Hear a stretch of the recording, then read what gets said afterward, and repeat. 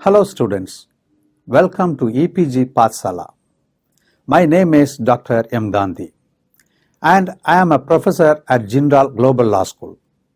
Today I am going to discuss Module 2, International Instruments on Freedom of Religion on Civil and Political Rights. This module will provide an overview of provisions on human rights contained in the Charter of the United Nations in general and provisions on freedom of religion and conscience referred to in different international conventions and declarations in particular. These provisions are significant for they have influenced human rights provisions in the national constitutions and the laws in a number of countries. The Supreme Courts of different countries do invoke relevant provisions of international instruments while interpreting the provisions of the Constitution. By the end of this module, students will have an understanding of international human rights law on freedom of religion and conscience and how they had already become part of customary international law of human rights. Various international instruments adopted under the aegis of the United Nations recognize an individual's right to freedom of conscience and religion. These instruments help in protecting the rights of an individual by providing certain minimum safeguards which are to be adhered to by the state even if the state law does not provide for the same. Further, the repeated recognition of the right to freedom of conscience and religion in international instruments can lead one to conclude that the right is now a part of customary international human rights law and must be respected even by states that are not a party to these instruments. You are seeing a picture that was taken when the UN Charter was adopted. The United Nations Charter is a foundational treaty of the United Nations and every member state of the UN is bound by it. The Charter puts an obligation on member state parties to promote and encourage respect for human rights and for fundamental freedoms for all without distinction as to race, sex, language, or religion. The General Assembly is under the obligation to give recommendations so as to implement these principles in reality. The UN itself is obliged to promote universal respect for and observance of human rights and fundamental freedoms for all without distinction as to race, sex, language, or religion. The International Bill of Rights. Three landmark instruments formulated under the auspices of United Nations, that is Universal Declaration of Human Rights, International Covenant on Civil and Political Rights, and the International Covenant on Economic, Social, and Cultural Rights together constitute the International Bill of Human Rights. Let us see now the Universal Declaration of Human Rights. The Universal Declaration of Human Rights is a declaration of human rights by the United Nations General Assembly of certain rights that each and every person, irrespective of nationality, race, religion, or sex, is entitled to as a human being. The declaration provides every person the right to freedom of thought, conscience, and religion, including in it the freedom to change one's religion and freedom either alone or in community with others and in public or private to manifest religion or belief in teaching, practice, worship, and observance. Article 26 of the Declaration provides that education imparted by the states should be such that promotes understanding, tolerance, and friendship among different religious groups. International Covenant on Civil and Political Rights. The International Covenant on Civil and Political Rights, ICCPR, is a multilateral treaty which was adopted by the United Nations General Assembly on 16 December 1966. It is monitored by the United Nations Human Rights Committee. 168 countries are party to the convention, with 74 of them being signatories to it. International Covenant on Civil and Political Rights, Article 18. Article 18 of the ICCPR provides the following. Everyone shall have the right to freedom of thought, conscience, and religion. This right shall include freedom to have or to adopt a religion or belief of his choice, and freedom either individually or in community with others, and in public or private, to manifest his religion or belief in worship, observance, practice, and teaching. No one shall be subject to coercion which would impair his freedom to have or to adopt a religion or belief of his choice. Freedom to manifest one's religion or beliefs may be subject only to such limitations as are prescribed by law and are necessary to protect public safety, order, health, or morals, or the fundamental rights and freedoms of others. The state parties to the present covenant undertake to have respect for the liberty of parents and, when applicable, legal guardians to ensure the religious and moral education of their children in conformity with their own convictions. International Covenant on Economic, Social, and Cultural Rights. The International Covenant on Economic, Social, and Cultural Rights, ICESCR, is a multilateral treaty adopted by the United Nations General Assembly on 16 December 1966 and entered into force from 3 January 1976. It is monitored by the UN Committee on Economic, Social, and Cultural Rights. International Covenant on Economic, Social, and Cultural Rights, Article 13. Article 13, paragraph 1 of ICESCR provides that the states parties to the present covenant recognize the right of everyone to education. They agree that education shall be directed to the full development of the human personality and a sense of its dignity, and shall strengthen the respect for human rights and fundamental freedoms.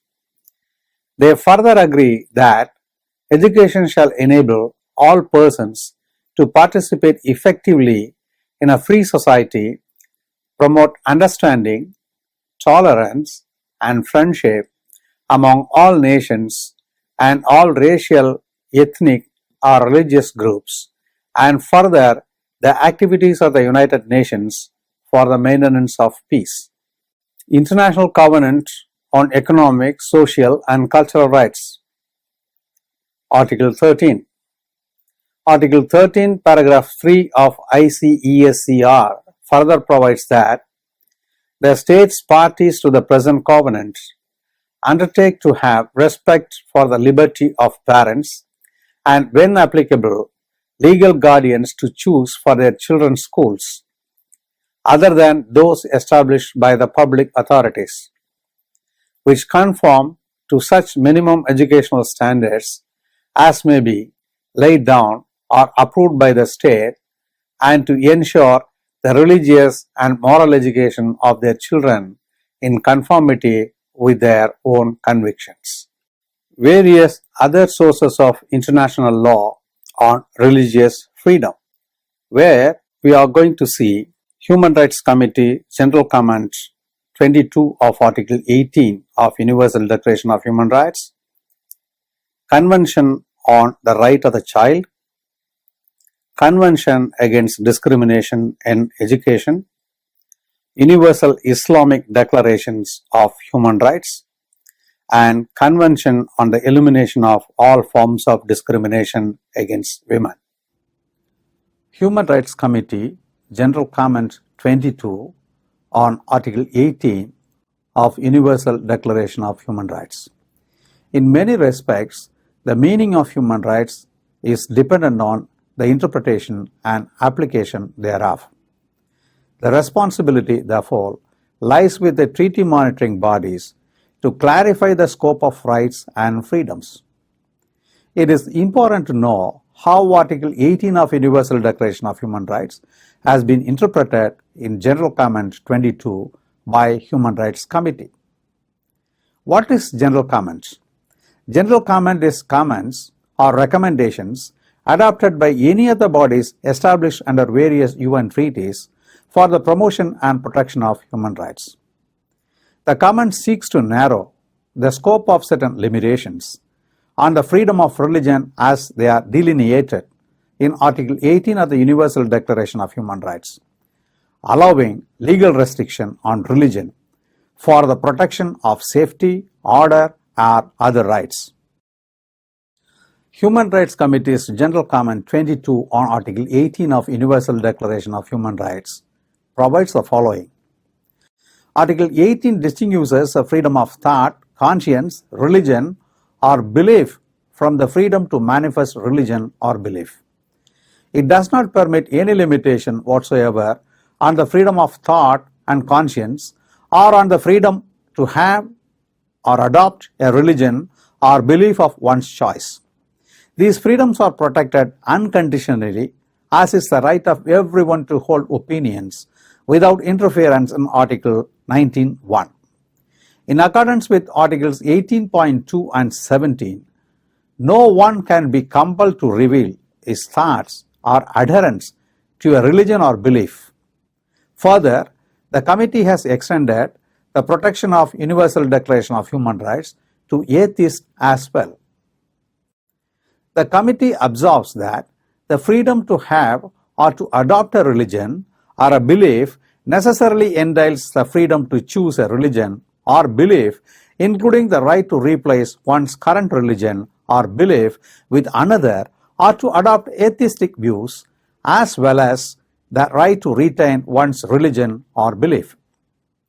Article 18.2 bars coercion that would impair the right to have or adopt a religion or belief, including the use of threat of physical force or penal sanctions to compel believers or non-believers to adhere to their religious beliefs and congregations, to recant their religion or belief, or to convert.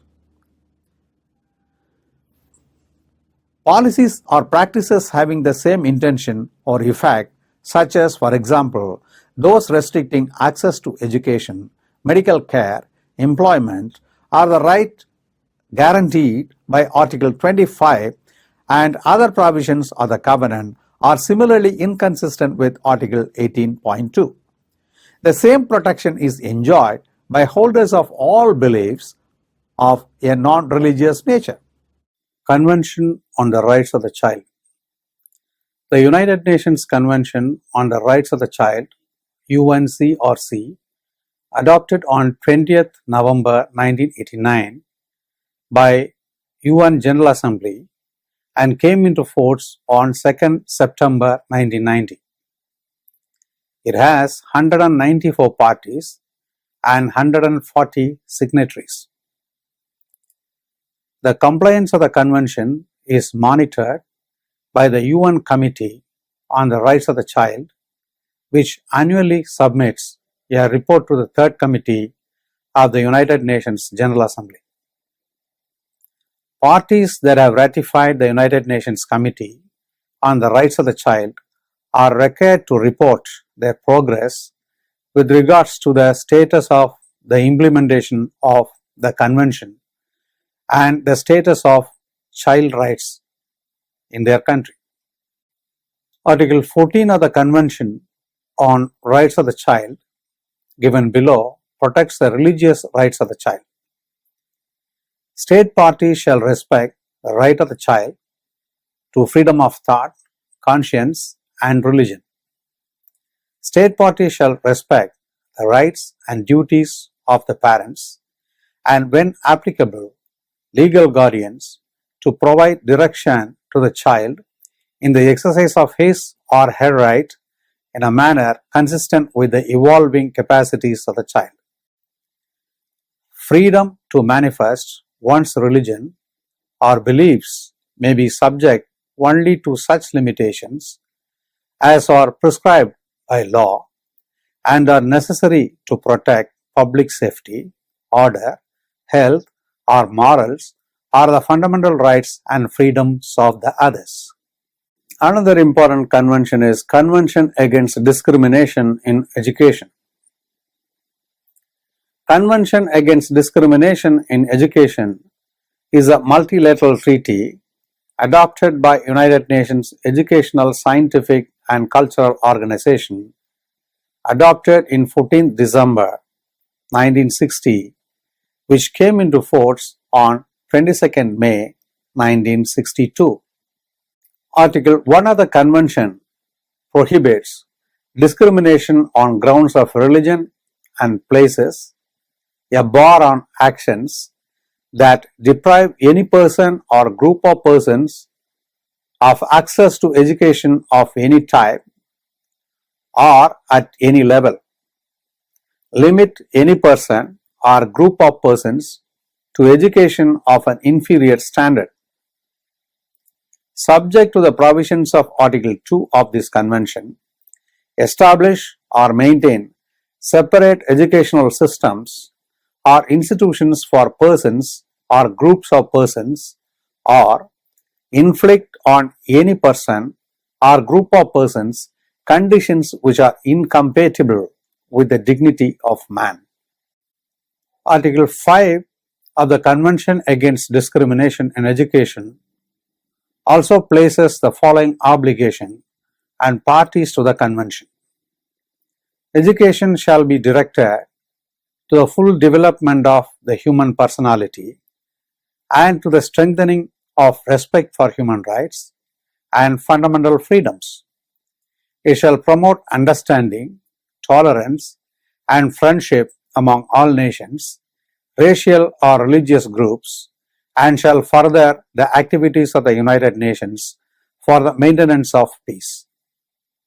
It is essential to respect the liberty of parents and, where applicable, of legal guardians, firstly to choose for their children institutions other than those maintained by the public authorities, but conforming to such minimum educational standards as may be laid down or approved by the competent authorities, and secondly, to ensure in a manner consistent with the procedures followed in the state for the application of its legislation, the religious and moral education of the children in conformity with their own convictions, and no person or group of persons should be compelled to receive religious instruction inconsistent with his or their convictions.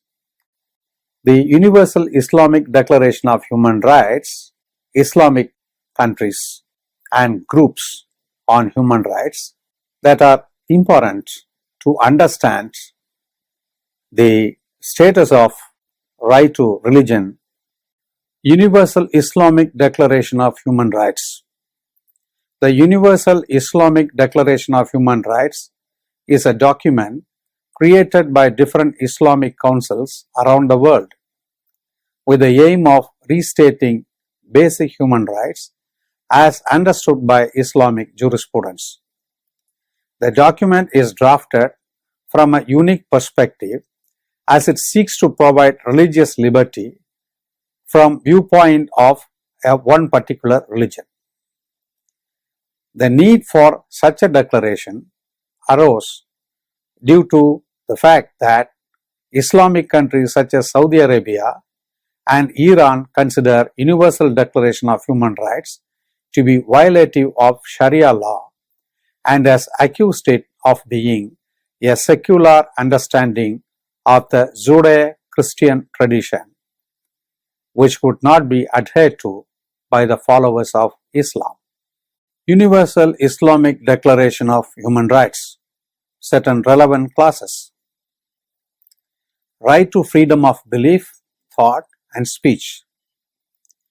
Every person has a right to express his thoughts and beliefs so long as he remains within the limits prescribed by the law.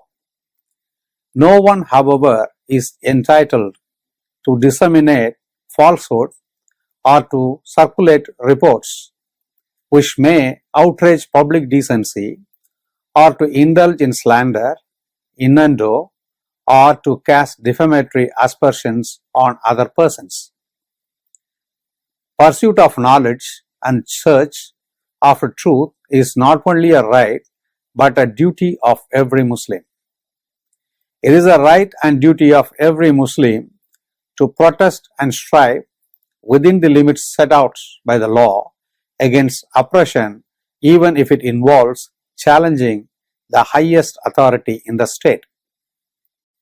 There shall be no bar on the dissemination of information provided it does not endanger the security of the society or the state and is confined within the limits imposed by law. No one shall hold in contempt or ridicule the religious beliefs or others, or incite public hostility against them. Respect for religious feelings of others is obligatory on all Muslims. Right to freedom of religion. Every person has the right to freedom of conscience and worship in accordance with his religious beliefs. Convention on the Elimination of All Forms of Discrimination Against Women, CEDAW. The Convention on the Elimination of All Forms of Discrimination Against Women, CEDAW, is an international treaty adopted in 1979 by the United Nations General Assembly. The convention has 188 parties and 99 signatories. Article 16 of the convention tries to do away with inhuman religious practices such as child marriage and provides equality to women in a marriage. Unfortunately, India has made the following reservations with regard to Article 16, making it almost ineffective. 1. With regard to Article 5A and 16(1) of the Convention on the Elimination of All Forms of Discrimination Against Women, the Government of the Republic of India declares that it shall abide by and ensure these provisions in conformity with its policy of non-interference in the personal affairs of any community without its initiative and consent. 2. With regard to Article 16(2) of the Convention on the Elimination of All Forms of Discrimination Against Women, the Government of India declares that though in principle it fully supports the principle of compulsory registration of marriages, it is not practical in a vast country like India with its variety of customs, religions, and level of literacy. So students, let us now recapitulate what have we learned in this module so far.